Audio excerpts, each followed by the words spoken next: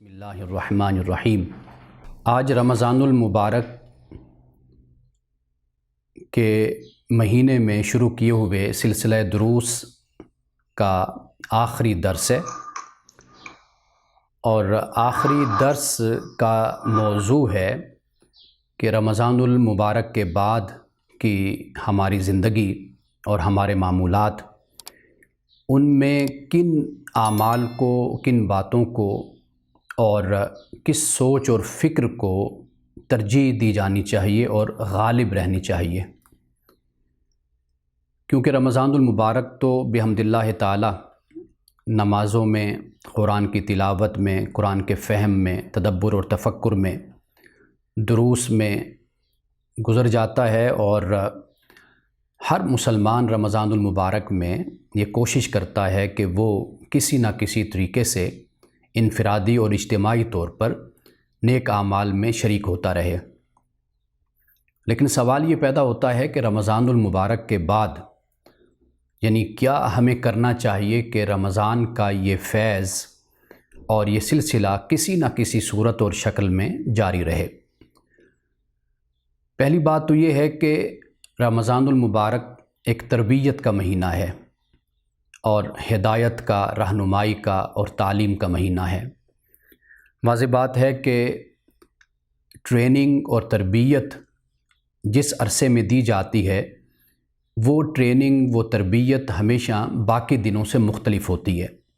یعنی ایسا نہیں ہو سکتا کہ رمضان المبارک میں جو تربیت اور تعلیم ہمیں دی گئی یا دی جاتی ہے تو وہ بالکل من و عن اور اسی طرح باقی تمام 11 مہینے بھی ہم اس طرح گزاریں۔ ایسا کبھی نہیں ہوتا۔ آپ فوج میں ہیں یا زندگی کے کسی بھی شعبے میں، مثال کے طور پر پولیس کا شعبہ ہے یا فوج کا ادارہ ہے، آپ اس میں جاتے ہیں، تربیت پاتے ہیں، تو ایک خاص حد تک آپ کی تربیت اور ایک خاص عرصے تک تربیت ہوتی ہے، اور اس کے بعد پھر باقی زندگی اسی تربیت کے تحت گزارنی ہوتی ہے۔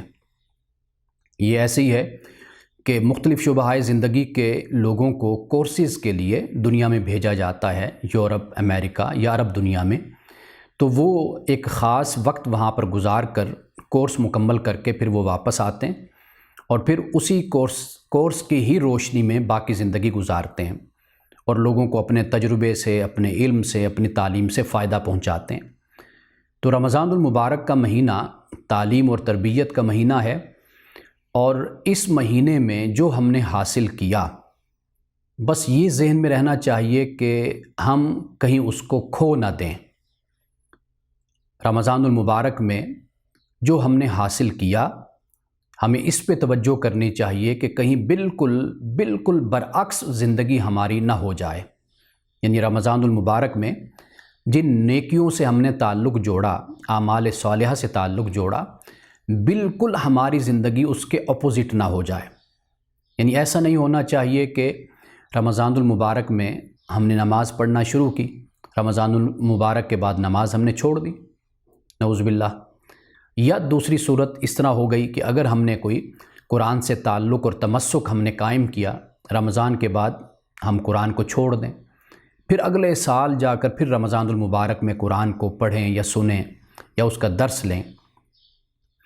اسی طرح یعنی ہماری زندگی اور ہماری لائف میں رمضان المبارک کے اثرات کسی نہ کسی سطح پہ، کسی نہ کسی درجے پہ، کسی نہ کسی ڈگری پہ ضرور رہنے چاہیے۔ عمومی طور پر ہمارا رویہ یہ ہوتا ہے کہ جیسے مثال کے طور پر رمضان المبارک میں مساجد میں لوگ جاتے ہیں، نماز ادا کرتے ہیں، لیکن جیسے ہی رمضان المبارک ختم ہوا، مکمل ہوا، اس کے بعد مسجد میں جانا چھوڑ دیا۔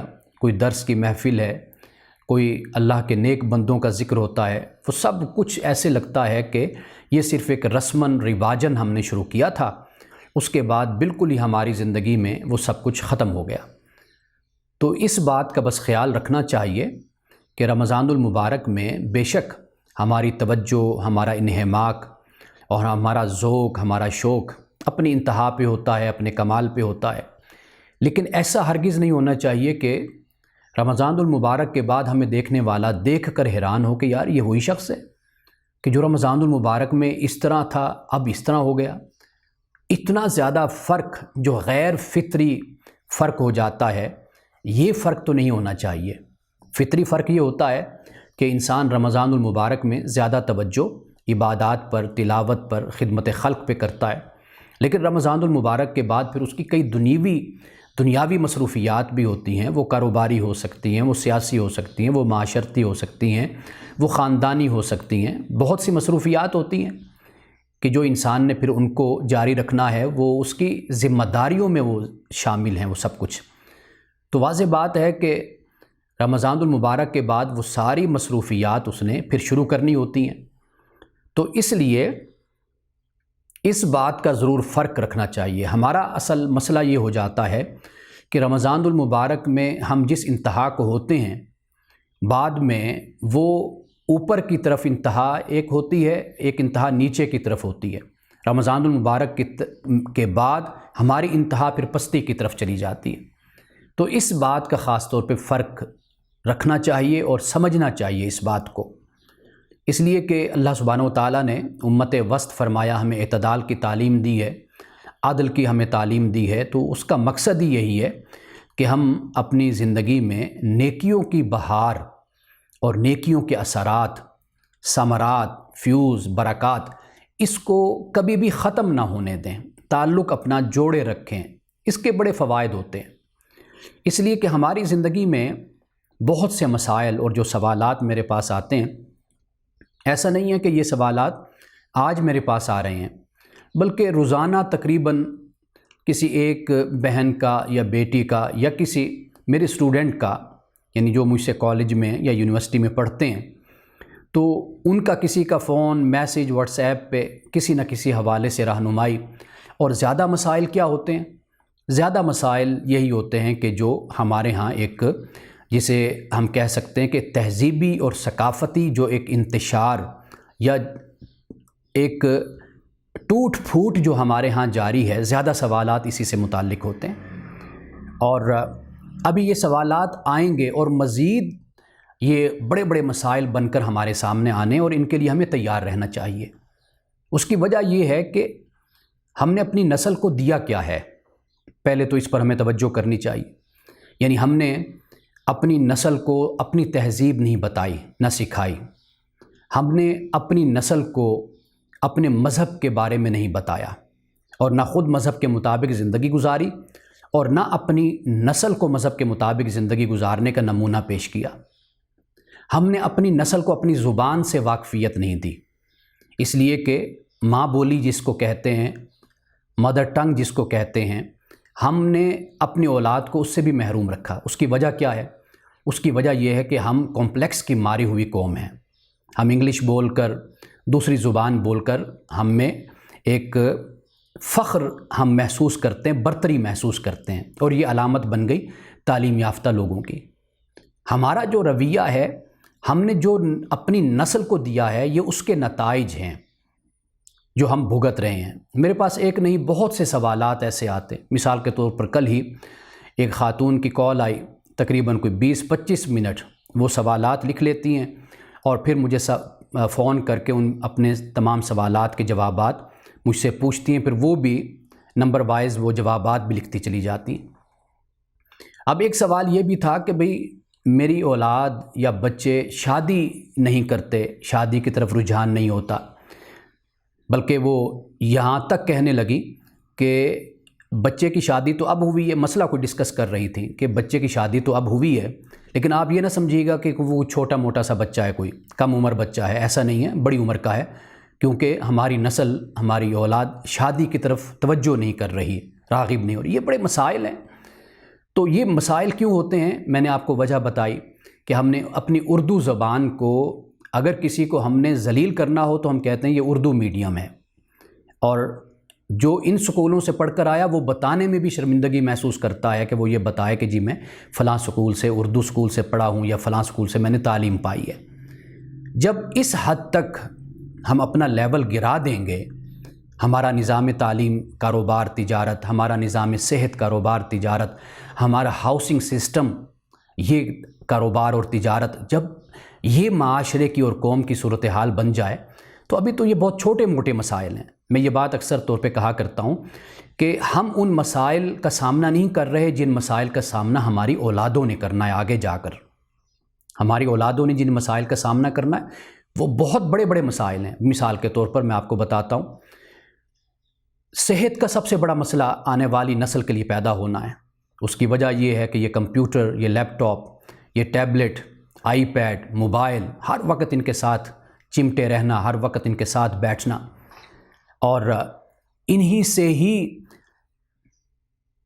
جسے کہتے ہیں کہ اطمینان اور سکون اور خوشی حاصل کرنے کی کوشش کرنا. ایک ٹیلی ویژن پروگرام میں میرے ساتھ ڈاکٹر فیصل تھے، شوکت خانم ہاسپٹل کے ہیڈ ہیں، وہ اس وقت پرائم منسٹر کے بھی وہ مشیر ہیں. وہ مجھے کہنے لگے کہ پورا یورپ یعنی کینسر عام کر کے، کینسر پھیلا کر اب وہ آرگینک فوڈ کی طرف آ گیا ہے، اور ہمیں اس نے لگا دیا برگر پہ، شوارموں پہ، اور ہمیں جسے کہتے ہیں کہ یہ جو فوڈ، فاسٹ فوڈ ہے، اس کی طرف ہمیں متوجہ کر دیا ہماری نسل کو. اب جب بچے کے سامنے یہ چیزیں موجود ہوتی ہیں، وہ کب گھر کا سالن، گھر کی روٹی یا گھر کے شوربہ، گوشت، آلو کھاتا ہے؟ وہ یہی چیزیں مانگتا ہے. تو ہم نے اپنی اولاد، اپنی نسل کی جس طرح تربیت کی ہے اور جس طرح ان کی عادتوں کو ہم نے بگاڑا ہے، اور فکری طور پر جس طرح ہم نے ان کو محرومی اور ہم نے ان کو کمپلیکس کا شکار کیا ہے، اب وہ ہماری زمین سے، ہمارے مذہب سے، ہمارے کلچر سے، ہماری معاشرت سے، ہماری تہذیب سے بالکل وہ اجنبی لوگ ہیں. آپ ان سے گفتگو کر کے دیکھ لیجئے، آپ کو معلوم ہوگا کہ وہ کن کو پڑھتے ہیں، وہ کن کو دیکھتے ہیں، وہ کن سے متاثر ہیں. آپ جب ان کے ساتھ بیٹھیں گے، ان کا مطالعہ کریں گے، مشاہدہ کریں گے، ان سے گفتگو کریں گے، آپ کو اندازہ ہو جائے گا. تو اس لیے جو مسائل ہم نے بڑا وقت لگا کر پیدا کیے ہیں نا، اور بڑی محنت سے ہم نے پیدا کیے ہیں، ان مسائل کا کوئی شارٹ کٹ نہیں ہوا کرتا. یہ پریشانی والدین کی، صرف خواتین کی کالز نہیں آتی، بلکہ والدین بھی، والد بھی کال کرتے ہیں، وہ بھی پریشان ہوتے ہیں، وہ بھی حل پوچھتے ہیں. اور چونکہ الحمدللہ تعالی جو لوگ مجھ سے بات کرتے ہیں، پوچھتے ہیں، وہ اس طرح بات ہوتی ہے کہ جس طرح انہوں نے کسی سے کی ہی نہیں.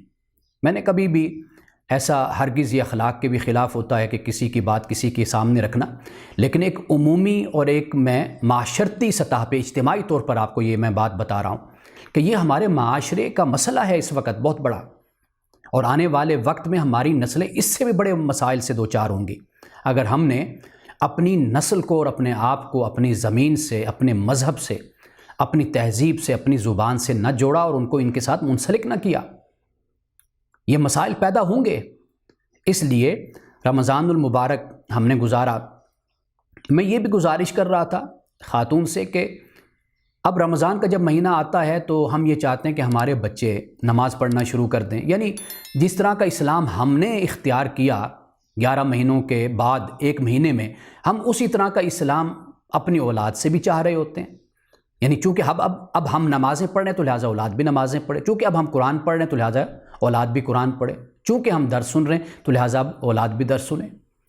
تو میں نے انہیں یہ گزارش کی کہ یہ جو تلقین آپ آج رمضان میں کر رہی ہیں تو آپ اس کو اپنی عادت بنائیے کہ بے شک اولاد نماز اٹھ کر پڑھتی یا نہیں پڑھتی، بالغ اولاد ہے، جوان ہے، تو آپ یہ کام کیجئے کہ آپ ضرور ان کے کانوں سے یہ بات گزار دیجئے. میں نے کہا اور کچھ نہیں تو اگر آپ کو بغاوت کا ڈر ہے اپنی اولاد سے تو آپ اٹھ کر نماز ان کے سامنے پڑھ لیجئے. صرف یہ ذکر کر دیجئے کہ میں ذرا نماز پڑھ لوں، نماز کا وقت ہو گیا ہے، تو آپ نماز ادا کیجئے. تو یہ رویہ اور یہ انداز آپ پورا سال اختیار کیجئے. اللہ تعالیٰ کے فرائض اور ذمہ داریوں کو ادا کیجئے. اپنے گھر میں اپنی زبان میں بات کیجئے. آپ اپنے گھر میں اپنے مذہب کی بات کیجئے. یہ سال ہا سال کی محنت ہوتی ہے. وہ جو کسی شاعر نے کہا کہ لمحوں نے خطا کی تھی، صدیوں نے سزا پائی. یہاں تو لمحے بھی نہیں، یہاں تو سال ہا سال ہیں. اب ان سال ہا سال کے نتائج تو پیدا ہونے. اب آپ یہ دیکھیں احمد جاوید صاحب بہت بڑے اسکالر ہیں، فلاسفر ہیں، بہت بڑے صوفی ہیں، عالم دین ہیں. اب وہ ایک مقام پر یہ بات بیان کر رہے تھے کہ آپ دیکھیے کہ ہم محفل میں بیٹھ کر بھی تنہائی کا شکار ہیں. یعنی ہر کسی کے پاس اپنا موبائل ہے، والد صاحب اپنا موبائل لے کے بیٹھے ہیں، والدہ کے پاس اپنا ہے، بچے اپنے موبائل پہ بیٹھے ہوئے ہیں۔ اب محفل ہے، لیکن آپ دیکھیے کہ اس محفل میں ہر کوئی اپنی تنہائی میں بیٹھا ہوا ہے۔ تو احمد جاوید صاحب کا کہنا یہ تھا کہ ابھی تو کچھ نتائج سامنے نہیں آئے، آپ دیکھیے گا کہ آنے والے وقت میں ان باتوں کے کیا نتائج ہمارے سامنے آتے ہیں۔ تو اس لیے ہم اپنی اداؤں پہ ذرا غور کریں، ہم اپنے آپ کو دیکھیں، ہم سے جو غلطیاں ہوئیں اللہ تعالیٰ سے اس کی معافی مانگیں، اور آج سے ہی توبہ کریں، استغفار کریں اور اپنی زندگیوں کو بدلیں۔ اور فقط یہ نہیں ہوتا، ایک مسئلہ مثال کے طور پر انفرادی ہوتا ہے اور کئی مسائل ہوتے ہیں اجتماعی۔ اب ہم نے بدقسمتی سے اپنا اجتماعی نظم اور نظام ہی ایسا بگاڑ دیا کہ اب ہمارا گزارا ہی نہیں ہوتا اس کے بغیر۔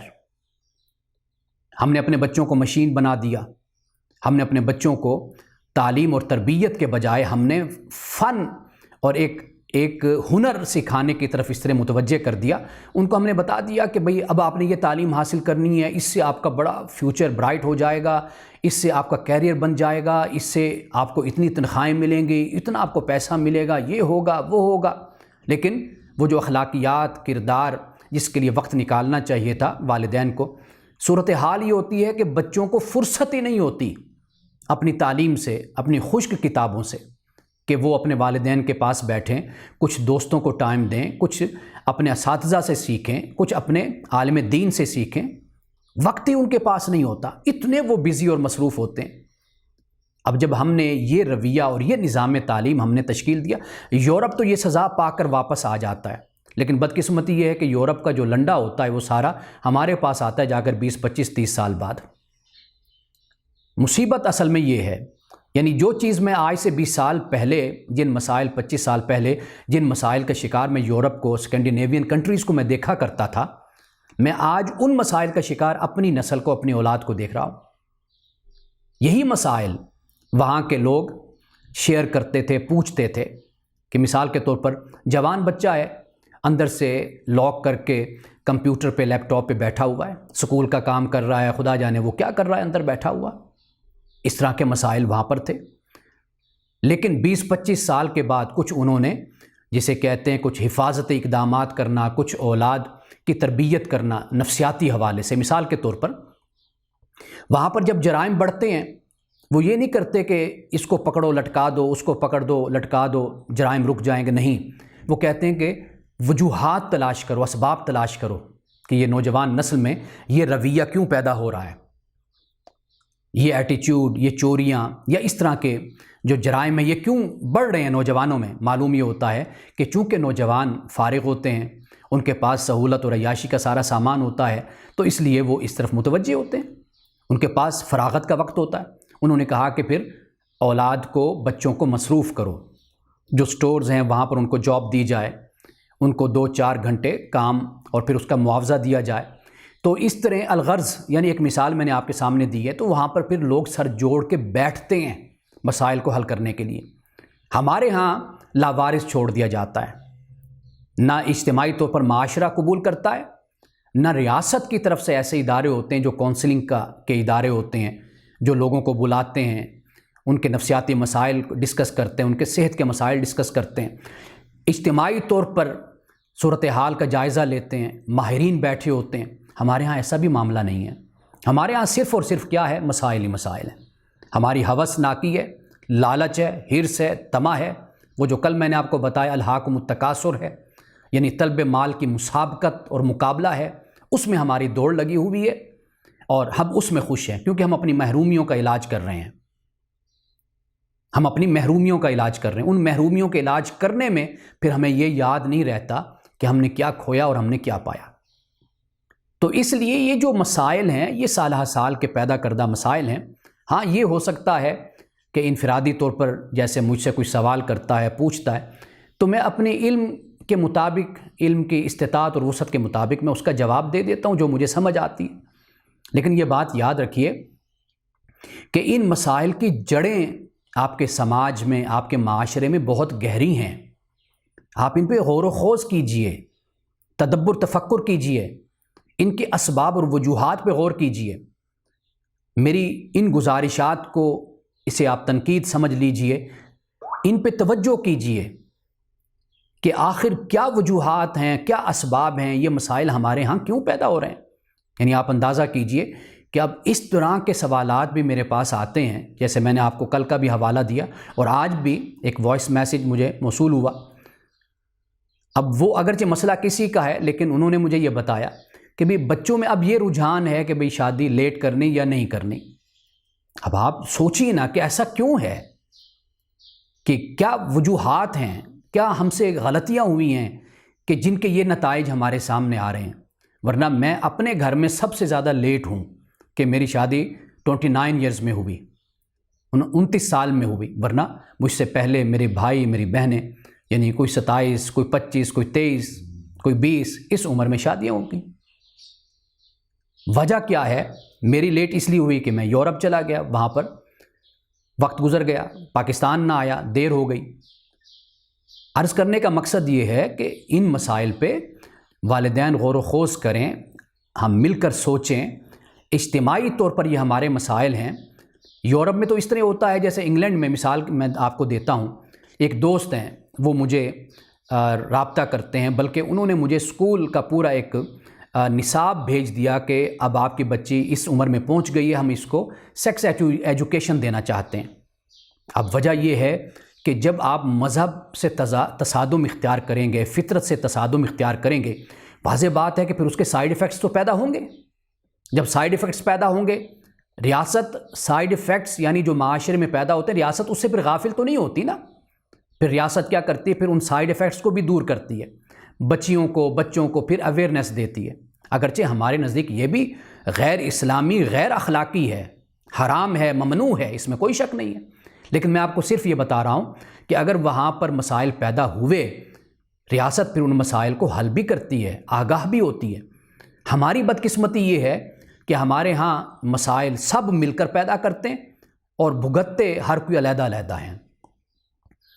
مسائل سماج پیدا کرتا ہے، اجتماعی طور پر ہم سب مل کر پیدا کرتے ہیں مسائل کو، لیکن ہوتا کیا ہے؟ انفرادی طور پر کوئی والدین ان مسائل سے گزر رہا ہے، کوئی نہیں گزر رہا، کسی پر اللہ کی رحمت ہو گئی یا خوش قسمتی سے اولاد اچھی نکل آئی اور فرما بردار ہو گئی، کچھ والدین کی اس حوالے سے محنت اور توجہ بھی ہو گئی کہ ماں باپ کو دیکھا نماز پڑھتے ہوئے، قرآن پڑھتے ہوئے، دروس سنتے ہوئے، لیکچر سنتے ہوئے، یا گھر میں تھوڑا بہت جب وہ چھوٹے تھے تو نیکی کا ذکر ہوتا رہا، اللہ کا ذکر ہوتا رہا، رسول اللہ کا ذکر ہوتا رہا، بچوں کی کچھ بچت ہو گئی کہ وہ باہر کے ماحول سے بچ گئے، اگرچہ وہ دنیا میں گئے، یورپ گئے، انگلینڈ گئے، امریکہ گئے، کینیڈا گئے، لیکن محفوظ رہ گئے۔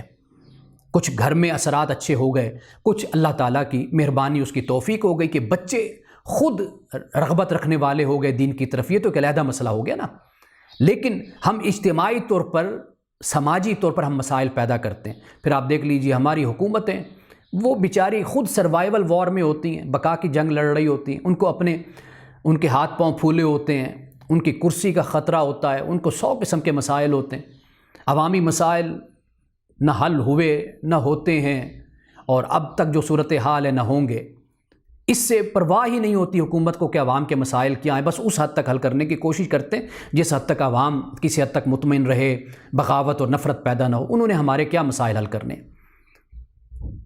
تو باہر تو ریاست آگاہ ہوتی ہے، خبردار ہوتی ہے، سمجھتی ہے، لوگوں کو بتاتی ہے جو مسائل وہاں پیدا ہوتے ہیں یا پیدا کرتے ہیں یا سماج پیدا کرتا ہے۔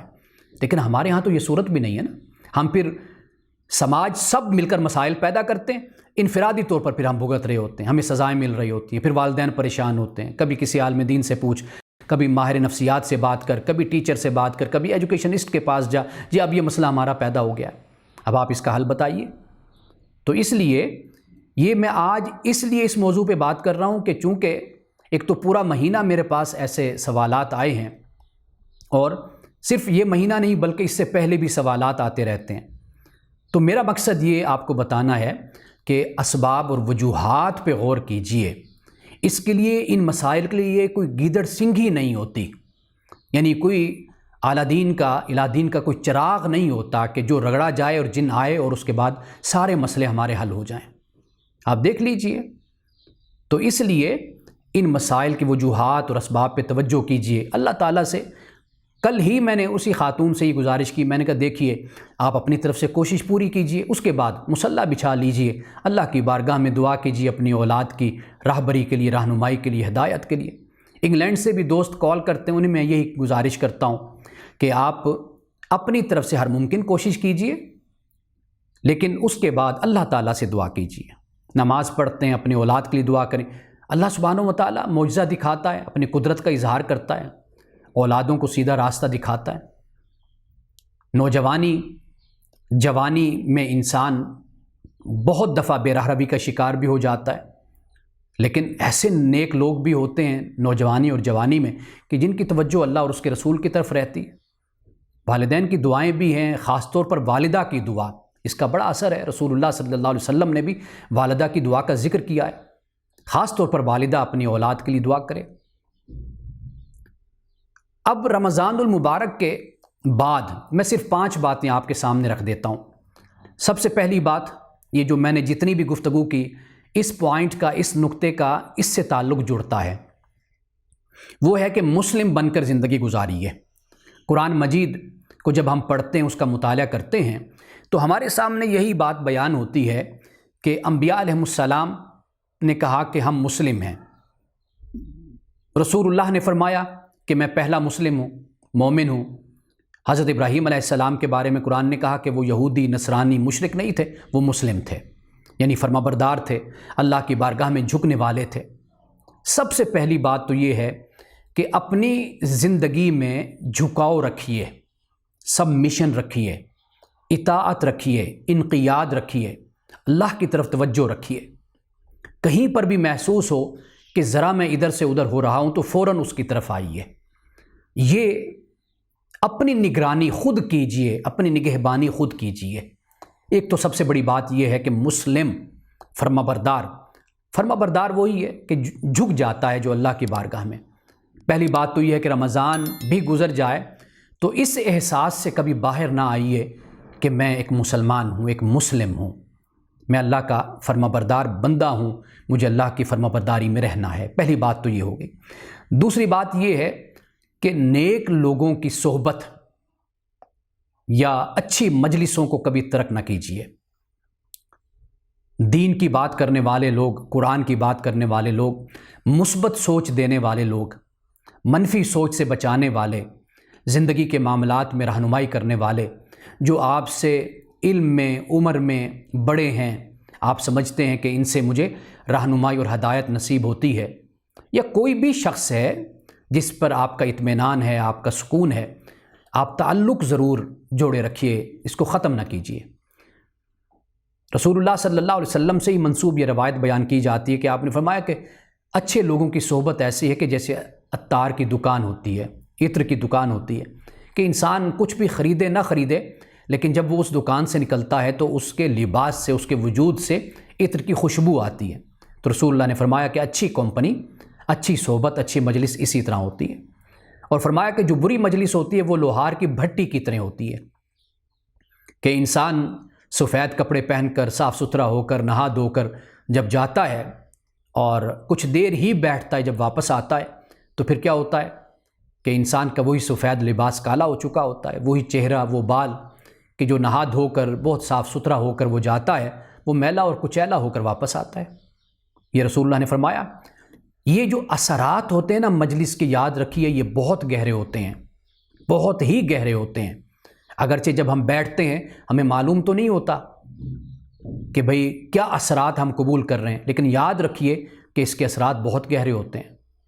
حضرت شیخ سعدی رحمۃ اللہ تعالی علیہ، آپ اپنی ایک کتاب میں یہ قطع لکھتے ہیں، آپ کہتے ہیں کہ میں حمام میں گیا تو وہاں پر مجھے مٹی دی گئی، مٹی دی مجھے میرے دوست نے، اور جب میں نے اس مٹی کو سونگھا تو اس میں مجھے مشک کی اور عبیر کی مجھے خوشبو آئی۔ تو میں نے اس مٹی سے پوچھا کہ اے مٹی، یہ تجھ میں یہ مشک کی اور عبیر کی یہ خوشبو کیوں ہے تمہارے اندر؟ تو اس نے کیا جواب دیا تھا؟ اس نے کہا تھا بھئی یہ میرا کوئی کمال نہیں ہے، یہ میرا کوئی ہنر نہیں ہے، یہ صرف اس لیے مجھ سے خوشبو آ رہی ہے کہ میں کچھ وقت پھول کی صحبت میں رہی ہوں۔ وہ شعر کیا ہے کہتے ہیں کہ بگفتہ من گلے ناچیز بودم، کہ میں تو صرف ایک ناچیز مٹی ہوں، ولیکن مدت باگل نشستم، لیکن مجھ سے جو خوشبو آ رہی ہے نا، اس کی وجہ یہ ہے کہ میں ایک مدت پھول کی صحبت میں رہی ہوں۔ جمال ہم نشیں در من اثر کرد، کہ یہ جو ہم نشیں ہے نا، میرا دوست، میرا رفیق، میرا ندیم، میرا صاحب، مصاحب، جس کی میں صحبت میں رہی ہوں، یہ اس کی خوبصورتی کا یہ اثر ہے۔ وگرنہ من ہما خاکم کے ہستم، وگرنہ مجھے تو معلوم ہے کہ میں صرف مٹی ہوں، میں تو کچھ اور نہیں ہوں۔ یہ تو جمال ہم نشیں، یعنی جس کی خوبصورت انسان کی میں صحبت میں بیٹھی ہوں، میں اس گلاب کی صحبت میں رہی ہوں، میں نے کچھ وقت گزارا ہے، کچھ مدت گزاری ہے، یہ اس کا اثر ہے، مجھ سے خوشبو آ رہی ہے، ورنہ میں کیا ہوں؟ میں تو ایک مٹی ہوں۔ یقین کیجئے مجلس کا، صحبت کا، تعلق کا، محفل کا بہت گہرا تعلق ہوتا ہے، بہت اثر ہوتا ہے اس کا، اور بڑے گہرے نتائج ہوتے ہیں اور دور رس نتائج ہوتے ہیں اس کے۔ آپ رمضان المبارک میں آئے، آپ بیٹھے، آپ نے درس سنا، آپ نے اپنی نیند کو قربان کیا، اپنی مصروفیات کو چھوڑا، آپ شامل ہوئے، اس کا اثر ضائع ہونے والا نہیں ہے۔ یہ ایسی خوشبو ہے، یہ ایسا پھول ہے کہ یہ آپ کو بہت عرصے تک، کئی سالوں تک آپ کو یہ معطر رکھے گا۔ تو اس لیے دوسری بات میں یہ بیان کرتا ہوں کہ رمضان المبارک کے بعد بھی مجالس کا، محافل کا اور اچھے لوگوں کی صحبت کو ترک نہیں کرنا چاہیے۔ یہ دوسری بات ہوگی۔ تیسری بات یہ ہے کہ رمضان المبارک کے بعد نیکی کو کسی نہ کسی صورت میں جاری رکھیے۔ یہ جیسے میں نے شروع میں تمہیداً عرض کیا تھا کہ رمضان المبارک میں بے شک نیکی اپنی انتہا اور اپنے کمال پہ ہوتی ہے، لیکن ایسا نہیں ہونا چاہیے کہ بالکل اپوزٹ رمضان کے بعد زندگی نظر آئے۔ نماز تو فرض ہے، نماز تو ادا کرنی ہے، قرآن مجید کی تلاوت کریں گے، قرآن سے محبت کریں گے تو قرآن کل قیامت کے دن اللہ کی بارگاہ میں آپ کی شفاعت کرے گا، سفارش کرے گا کہ مولا اس نے مجھ سے محبت کی تھی، مجھ سے تعلق جوڑا تھا، تمسک کیا تھا، یہ مجھ سے بڑا گہرا تعلق رکھتا تھا۔ اور چوتھی بات، قرآن سے تعلق کو مضبوط کیجیے۔ یقین کیجیے اس بات کا، میں اپنے احساس کی بات کرتا ہوں کہ اس زمانے میں، اس معاشرے میں، اس دور میں رہتے ہوئے اگر میرے دل کو کسی چیز سے سکون پہنچتا ہے نا، یا جیسے ایک ڈوبتے ہوئے انسان کو کوئی تنکا کہہ لیجئے، یا ایک ڈوبنے سے بچانے کے لیے ایک کشتی مل جاتی ہے، مجھے اس طرح خوشی اور اس طرح اطمینان اور سکون محسوس ہوتا ہے جب میں قرآن کا سوچتا ہوں کہ یہ ہے وہ چیز کہ اللہ کی کتاب، یہ ہدایت کہ جو مجھے اس دنیا میں گمراہی سے، دلالت سے، مجھے بھٹکنے سے روک سکتی ہے، زمانے کے فتنوں سے جو مجھے بچا سکتی ہے، یہ اللہ کی کتاب ہے۔ اس طرح مجھے سکون اور اطمینان نصیب ہوتا ہے۔ یہ سب کچھ جو میرے آس پاس ہو رہا ہوتا ہے، یہ مجھے پریشان کبھی کرتا بھی ہے، کیونکہ فطرتاً انسان ہوں میں، لیکن جب میں قرآن کی طرف آتا ہوں، جب میں قرآن کو دیکھتا ہوں، اس کو تھامتا ہوں، اللہ کی قسم دل کو ایسا اطمینان اور ایسا سکون مل جاتا ہے کہ شاید یہ سکون اور اطمینان کہیں اور پر نہیں ہوتا، کسی جگہ نہیں ہوتا۔ تو قرآن سے اپنے تعلق کو مضبوط کیجیے، آپ کی ساری پریشانیوں کا علاج قرآن سے ہو جائے گا۔ آپ کو ایسا اطمینان اور سکون ملے گا کہ اس قرآن سے تعلق جوڑیں گے، اللہ تعالیٰ آپ کے سارے بگڑے کام سنوار دے گا۔ اس سے تعلق کو مضبوط کریں گے، آپ کی ساری پریشانیاں ختم ہو جائیں گی۔ الا بذکر اللہ تطمئن القلوب، اللہ کا ذکر کیا ہے؟ یہ قرآن پاک ہے، اسی سے دلوں کو سکون ملتا ہے۔ آپ جب بھی پریشان ہوں، جب بھی آپ کو کوئی بے اطمینانی کی بات آپ سنیں، آپ کسی مسئلے کا شکار ہوں، تو فوراً اللہ کے کلام کی طرف آئیے، قرآن کو پڑھیے، اس کو سمجھنے کی کوشش کیجیے۔ حضرت علی رضی اللہ تعالیٰ عنہ روایت کرتے ہیں، اگرچہ یہ حدیث بڑی طویل ہے لیکن میں اس کا کچھ حصہ آپ کو سنا دیتا ہوں، کہ رسول اللہ نے فرمایا کہ آگاہ ہو جاؤ، ایک بڑا فتنہ آنے والا ہے۔ اب اس فتنے سے واضح مراد ہے کہ فتوحات کا زمانہ آ رہا تھا، مال و دولت اور سلطنت وسیع ہو رہی تھی، مسلمان مختلف ممالک میں جا رہے تھے، اور دوسری تہذیبوں سے ملاپ اور ملنا جلنا ہو رہا تھا۔ ایک بڑا فتنہ رسول اللہ نے اس سے آگاہ کیا۔ حضرت علی کہتے ہیں کہ میں نے عرض کیا رسول اللہ، صلی اللہ علیہ وسلم اس فتنے سے چھٹکارا اور اس سے نجات کیسے ممکن ہو سکتی ہے؟ فرمایا اس سے حفاظت کا ذریعہ قرآن ہے، اس میں تم سے پہلوں کے ذکر اور تمہارے بعد قیامت تک آنے والے امور کی معاملات کی خبر موجود ہے۔ تمہارے باہمی معاملات کے فیصلوں کے بارے میں جو حکم ہے وہ قرآن پاک میں موجود ہے۔ قرآن پاک حق اور باطل میں فیصلہ کرنے والی کتاب ہے، اس میں کوئی بات بھی مذاق نہیں ہے۔ جو شخص تکبر اور فخر سے قرآن مجید چھوڑتا ہے اللہ اسے برباد کر دیتا ہے، اس کی گردن توڑ کر رکھ دیتا ہے۔ یعنی یہ استعارتاً فرمایا، یعنی کنایتاً فرمایا۔ گردن توڑنے سے مراد یہی ہے کہ ایک قوم، ایک فرد زندہ رہتے ہوئے بھی مردہ ہو جاتا ہے۔ آگے فرمایا جو شخص قرآن کے علاوہ کسی اور میں ہدایت ڈھونڈتا ہے اللہ اسے گمراہی میں ڈال دیتا ہے۔ قرآن اللہ کی مضبوط ترین رسی ہے، حق کی یاد دلانے والی ہے، یہی سیدھا راستہ ہے۔ ایسی کتاب ہے کہ اس کی برکت سے خواہشات بگڑتی نہیں ہیں۔ اللہ اکبر۔ یعنی قرآن ایسی کتاب ہے کہ اگر انسان اس سے تعلق کو جوڑ لے، اس کی برکت سے خواہشات بگڑتی نہیں ہیں، یعنی خواہشات کا قبلہ درست رہتا ہے۔ آگے فرمایا کہ اس کی زبان ایسی ہے اس جیسی کوئی زبان نہیں ہے، اس کے علوم سے علماء کی کبھی پیاس نہیں بجھے گی، وہ کثرت استعمال اور بار بار تکرار سے پرانا بھی نہیں ہوتا، اس کے عجائبات کبھی ختم نہیں ہوتے۔ یہ قرآن مجید ہے، کتنی بڑی نعمت ہے، اللہ کی نعمت عظمیٰ، نعمت کبریٰ ہے جو خدا نے ہمیں عطا کی ہے، اور ناشکری کی سزا ہے جو آج ہم مسلمانوں کو مل رہی ہے۔ ہم کن کن مسائل کا شکار ہیں، انفرادی، خاندانی، اجتماعی اور عالمی سطح پر جن مسائل کے شکار ہیں، اس کی وجہ کیا ہے؟ وجہ یہی ہے کہ خدا کی اس رسی کو چھوڑ دیا ہم نے، خدا کی کتاب سے ہم نے منہ موڑ لیا، ہم پھر ان مسائل کا شکار ہوئے۔ اللہ نے کیا کہا کہ قرآن پاک کا جو تکرار ہے نا، کثرت استعمال، جتنا بھی اس کو پڑھو گے، جتنا بھی اس کو استعمال کرو گے، یہ پرانا نہیں ہوگا، وہ سیدھا نہیں ہوگا کہ آج آپ 2 سال 4 سال 10 سال پڑھتے رہیں، آپ کہیں جی میں نے بہت پڑھ لیا قرآن۔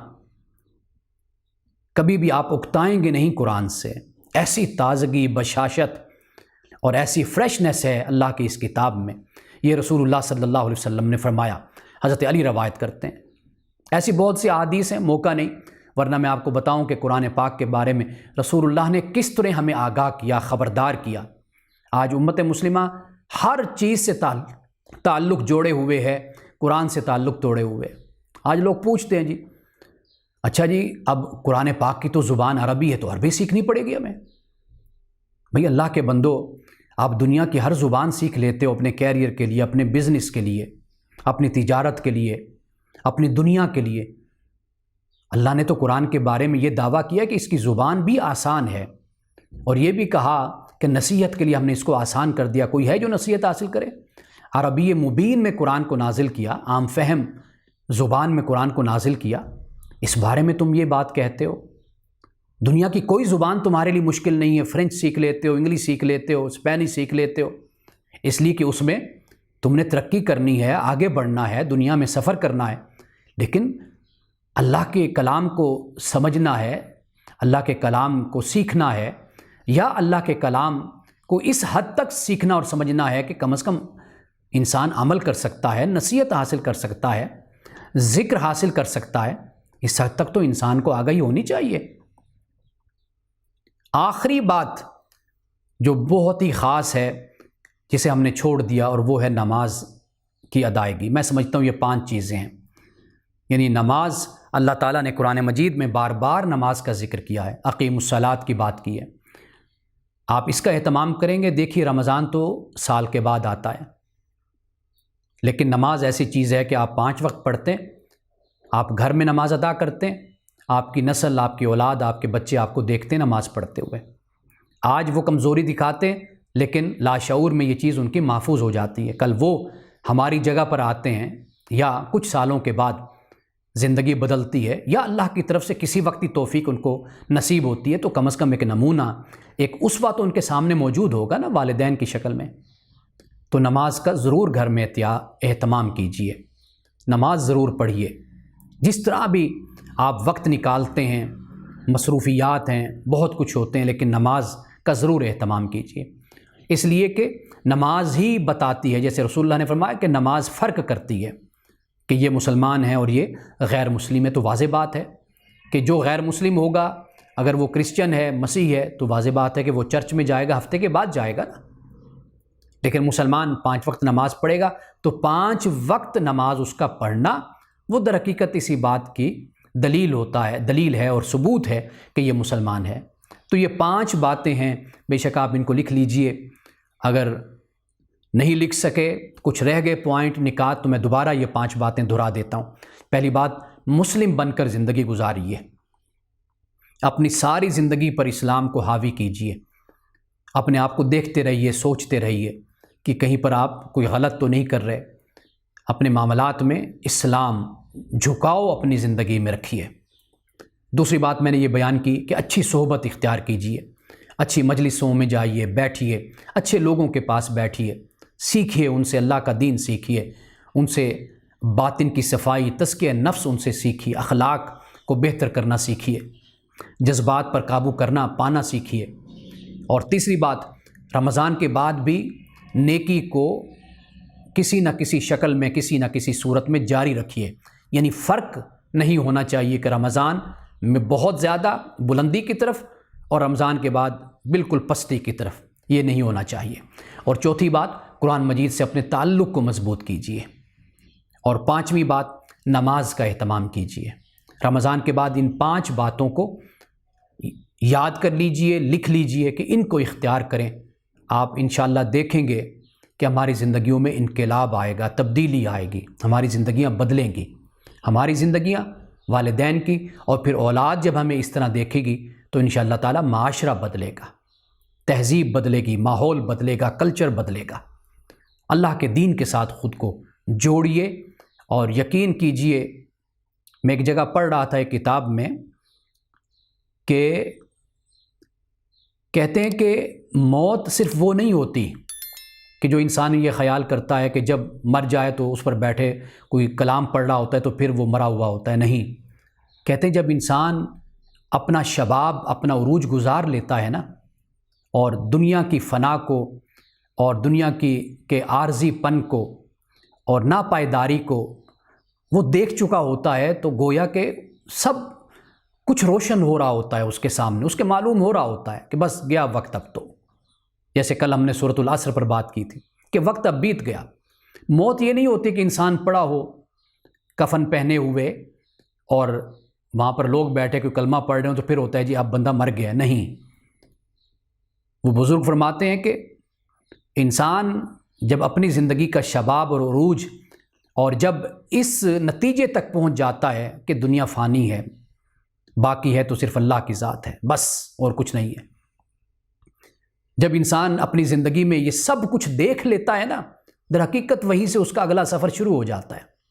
اب ہم جس عمر میں ہیں، اب گویا کہ ہم اس حالت میں ہیں، ہم سب کچھ دیکھ چکے ہیں، ہمیں اندازہ ہو گیا کہ وہ جو دوڑ دھوپ، سٹرگل، بھاگ دوڑ، اگر وہ مثبت اور جائز تھی تو اللہ اس کو قبول کرے، اور اگر وہ منفی تھی، بے مقصد تھی، آج وہ ہم پہ روشن ہے کہ اس کا کوئی نتیجہ نہیں ہے۔ یہی در حقیقت وہ وقت ہے جو ہمارا آگے کی طرف جا رہا ہے۔ اب ہم نے تیاری کرنی ہے، اب سب کچھ روشن ہے، ہمیں پتہ ہے وقت گزر چکا ہمارا، تو آگے جتنی بھی زندگی ہے کوشش اسی بات کی ہونی چاہیے کہ اللہ سبحانہ و تعالیٰ جو سانسیں اس نے دی ہیں یا آگے دینی ہیں، وہ اسی کی فرما برداری اور اس کی اطاعت میں اور اس کے دین کو سمجھنے اور سیکھنے میں گزر جائے۔ ایک حصہ میری آج کی گفتگو کا یہ تھا۔ دوسرا حصہ تھا کہ فطرانہ کے کچھ مسائل ہیں، اور مجھ سے جو سوال کیے گئے فطرانہ کے حوالے سے بھی ہوئے اور شوال کے جو 6 روزے ہوتے ہیں اس حوالے سے بھی مجھ سے پوچھا گیا۔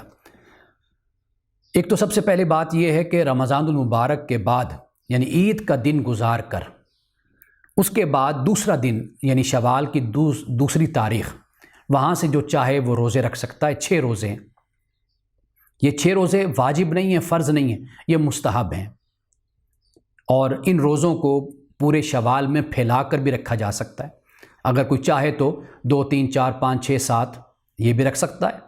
اگر کوئی چاہے تو 2 کے بعد 4 کو رکھ لے، پھر 6 کو رکھ لے، پھر 8 کو رکھ لے، پھر 10 کو رکھ لے. اس ترتیب سے یعنی اکٹھے بھی رکھے جا سکتے ہیں اور الگ تھلگ کر کے بھی رکھے جا سکتے ہیں. لیکن یہ بات یاد رکھیے کہ یہ مستحب عمل ہے، اس کا ثواب ہے، لیکن اس کا کوئی مواخذہ نہیں ہے اگر کوئی نہیں رکھتا تو. لیکن رسول اللہ کی احادیث میں اس کا بڑا اجر اور اس کا بڑا ثواب بیان کیا گیا ہے. یہ تو شوال کے روزے ہو گئے. اب صدقہ فطر کے بارے میں یہ عرض کر دوں کہ صدقہ فطر کے 2 سبب ہو سکتے ہیں. ایک سبب تو یہ ہے کہ رمضان کے دنوں میں اگر کوئی خطا، کوئی کوتاہی ہو گئی، کوئی کمی بیشی انسان سے رہ جاتی ہے تو وہ صدقہ فطر سے اس کو پورا کیا جاتا ہے. ایک تو یہ صورت ہے. دوسری صورت یہ ہے کہ اللہ سبحانہ و تعالی ہر مسلمان کو مسلم معاشرے میں کسی نہ کسی سطح پہ ذمہ دار بناتا ہے. اس میں بڑی تفصیل کے ساتھ کسی درس میں گفتگو کر چکا ہوں کہ اللہ سبحانہ و تعالیٰ یہ نفسیات ایک مسلمان میں پیدا کرتا ہے کہ محرومی کے بجائے تم دینے والے بنو معاشرے کو. یہ نفسیات پیدا ہوتی ہے اس سے. صدقہ فطر کیا ہے؟ اگر ایک شخص ہے جس پر زکوٰۃ بے شک لازم نہیں ہے لیکن گھر بار والا ہے، ساز و سامان والا ہے، تو واضح بات ہے کہ وہ اس کو دے گا جس پر جو زکوٰۃ کا مستحق ہے، یا اس سے بھی نیچے بیچارہ بہت ہی زیادہ مستحق ہو جاتا ہے، وہ اس کو دے گا. یعنی گویا کہ اللہ سبحانہ و تعالیٰ نے کیٹاگرائز کر دیا. کسی پر انفاق لازم کیا، ترغیب دی، توجہ دلائی، پھر زکوٰۃ فرض ہو گئی. یہ فرض ہے، یعنی انفاق فرض نہیں ہے، لیکن قرآن جس طرح تربیت ایک انسان کی کرتا ہے اس کی روشنی میں کوئی مسلمان اس سے بھی غافل نہیں رہ سکتا، یعنی بے حس اور بے پرواہ نہیں ہو سکتا. زکوٰۃ ہو گئی، اور پھر اسی طرح آگے جا کر صدقۃ الفطر ہو گیا. اب یہ وہ ہے کہ یہ گویا کہ یوں سمجھ لیجئے کہ اکثریت پر، میجورٹی پر لازم ہو جاتا ہے معاشرے کی، کہ وہ زکوٰۃ بے شک نہیں دے سکتا، صاحب نصاب نہیں ہے، لیکن ساز و سامان والا ہے، گھر والا ہے، وہ مناسب اس کے پاس سب کچھ ہے، تو اس کو بھی چاہیے کہ وہ صدقۃ الفطر دے، اپنے سے جو کم تر لوگ ہیں ان کا خیال رکھے. تو یہ صدقۃ الفطر ہے. اب اس کے بارے میں جو اس کی مقدار بیان کی جاتی ہے وہ میں بیان کر دیتا ہوں کہ 1 سا، تو یعنی نصف سا، 1 سا یعنی ایک پیمانہ آپ کہہ لیجئے. آج کے دور میں جو 1 سا ہے وہ 3 کلو سے کچھ زیادہ بن جاتا ہے، 3 کلو سے. اب نصف سا ہے گندم کا، اور 1 سا یعنی نصف سا کی اگر ہم بات کریں تو علماء نے کہا کہ احتیاطاً آپ 2 کلو کہہ لیجئے. اور 1 سا کی بات کریں کھجور، کشمش اور اس کے علاوہ منقع وغیرہ جو بھی ہے، وہ اگر دینا ہے، یعنی جو بھی شامل کر لیجئے، اگر وہ کوئی دیتا ہے تو وہ اس کے لیے 1 سا ہے، یعنی 3 کلو آپ کہہ لیجیے، یا 3 کلو سے کچھ زیادہ. اب یہ تقسیم کیوں بیان کی گئی؟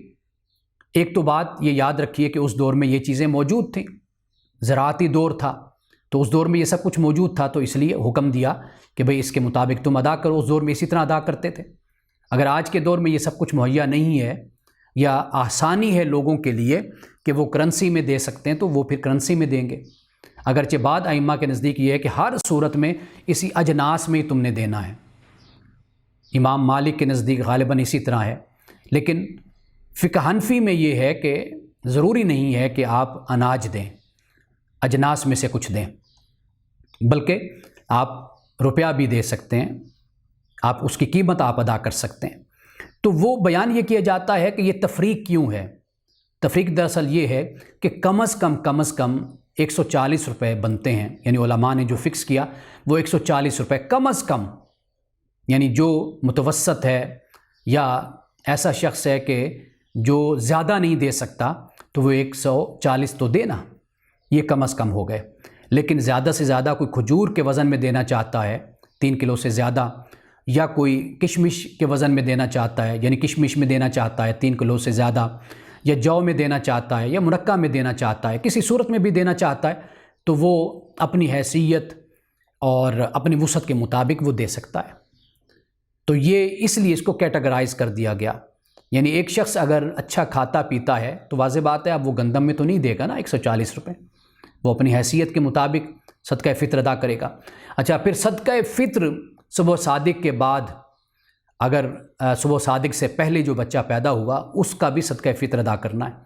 اور بالغ بچے اگر سرپرستی میں ہیں، تو ان کا بھی صدقہ فطر والد پر ہوتا ہے۔ اور اسی طرح جو بھی متعلق لوگ ہیں، ملازم جن کی وہ سرپرستی کرتا ہے، ذمہ دار ہے، اگر وہ اپنا ادا نہیں کرتے، یہ ادا کر دیتا ہے تو ان کی طرف سے بھی صدقہ فطر ادا ہو جاتا ہے۔ بہتر یہ ہوتا ہے کہ عید سے پہلے اس کو ادا کر دیا جائے۔ رمضان میں بھی کسی وقت ادا کیا جا سکتا ہے۔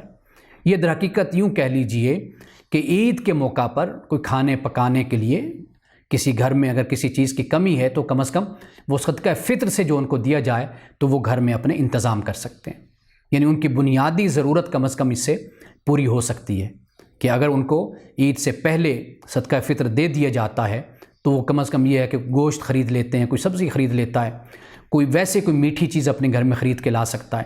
تو اس طرح اللہ سبحانہ وتعالیٰ کے رسول صلی اللہ علیہ وسلم نے اس کی تلقین فرمائی اور یہ لازم قرار دیا کہ یہ ضرور ہمیں ادا کرنا چاہیے، تاکہ ہر قسم کا طبقہ، ہر درجے کا طبقہ، ہر کلاس کا انسان وہ خوشیوں میں معاشرے کے لوگوں میں شریک ہو سکے۔ یہ نہ ہو کہ کچھ لوگ تو خوشیاں منا رہے ہیں اور کچھ لوگوں کے گھروں میں فاقے ہوں۔ تو یہ اس سے بچنے کے لیے، کیونکہ اگر کسی معاشرے میں، کسی بستی میں، کسی شہر میں کچھ گھروں میں تو بڑی خوشحالی ہو اور کچھ گھروں میں لوگ فاقوں میں ہوں، تو پھر وہ جو وبال ہوتا ہے، جو نحوست ہوتی ہے، وہ پھر پورے شہر پر ہوتی ہے، پوری بستی پر ہوتی ہے۔ ایسا نہیں ہو سکتا کہ اس کا وبال اور اس کی نحوست سے کوئی بچ جائے۔ رسول اللہ صلی اللہ علیہ وسلم نے آگاہ فرمایا، خبردار کیا ہمسائے کے بارے میں، کہ فرمایا کہ وہ ہمسایہ کہ جس نے خود تو پیٹ بھر کے کھا لیا، رات سو گیا، لیکن اس کا ہمسایہ بھوکا رہا، تو فرمایا کہ وہ مسلمان نہیں۔ بعد احادیث میں ہے کہ وہ جنت میں نہیں جائے گا۔ تو اس لیے ہمیں اس بات کی تلقین ہے۔ فقہی مسائل وہ بیان کر دیے جاتے ہیں۔ فقہی مسائل ایک قانونی حیثیت رکھتے ہیں، قانون کی طرح ہوتے ہیں، لیکن قرآن اور سنت کا مطالعہ کیجئے، قرآن اور سنت کو پڑھیے۔ وہ صرف فقہی مسائل وہ قانون ہے جو آپ کو بتا دیا جاتا ہے، لیکن جب قرآن اور سنت کو ہم پڑھتے ہیں، مطالعہ کرتے ہیں، وہ ہماری تربیت کرتے ہیں، ہماری رہنمائی کرتے ہیں، ہمارے اخلاق کو، ہمارے کردار کو وہ ڈیولپ کرتے ہیں، ہمیں بلڈ کرتے ہیں۔ تو قرآن و سنت کو پڑھیے اور فقہی مسائل کو سمجھنے کی کوشش کیجیے۔ بارک اللہ لنا ولکم فی القرآن العظیم ونفعنا وإیاکم بالآیات والذکر الحکیم۔ صدق اللہ العظیم۔